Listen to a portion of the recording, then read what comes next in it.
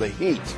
First, though, the highest-ranking member of the New York State Senate visits Utica with a commitment to breathe new life into the upstate economy.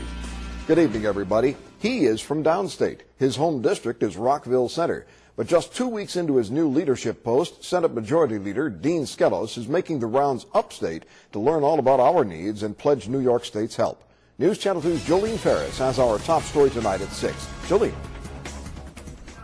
Thanks, Bill. The Mohawk Valley Chamber of Commerce hosted Senator Joe Griffo and his guest today, newly elected Senate Majority Leader Dean Skelos. Senator Griffo feels the new Senate leader's quick visit to his district up here upstate shows his commitment to upstate's problems.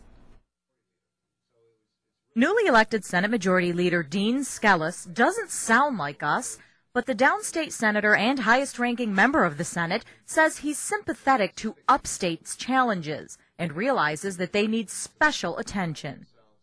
And I'm hopeful that within the next month that we will be putting out an upstate economic development package that will help create jobs.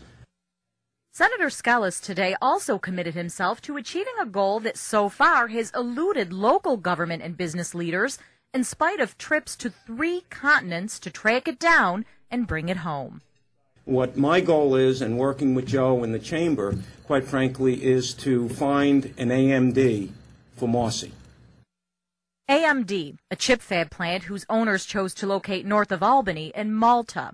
Mohawk Valley Edge President Steve DeMio is grateful for the new Senate leader's commitment to bringing a similar plant to this empty lot of state land in Marcy, and DeMio says it'll happen. There is interest. New York State is very well recognized, and there's a bright light shining on New York State as a place for this particular industry. Senator Skelos was elected as former Senate Majority Leader and longtime Senate powerhouse Joe Bruno's replacement just 2 weeks ago. And we just learned today that Bruno might not even fill out his Senate term, which is up at the end of the year. The 79-year-old is now saying he might leave in a few weeks, so that could spark some interesting maneuvering if it happens. Sure could. Okay, thank you. News Channel 2's Joel.